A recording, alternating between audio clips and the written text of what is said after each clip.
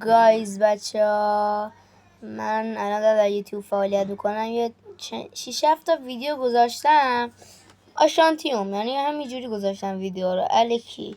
ولی ما دقیقا 6 مهر ماه که قرار FC 2025 بیاد، ما تمام ویدیو FC میذاریم، مثلا پک اوپنینگ، درفت که تو کامنت ها هرچی بگین ما میذاریم. و ویدیو ما رو سابسکرایب کنید تا دیگه امکانات ویدیو هم بیشتر بشه. با دیگه ازتون ممنون میشم. تا 6 مهر ماه ویدیو ما رو نگاه کنید. بعدا میخوام ریتینگ چند تا از بازیکنان در FC 25 رو بهتون بگم.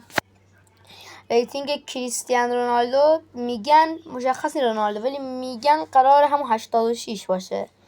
ریتینگ مسی 88، ریتینگ امباپه 91، ریتینگ دی بروینه 90، ریتینگ وینیسیوس 89 90 ببخشید، ریتینگ هالند هم 91.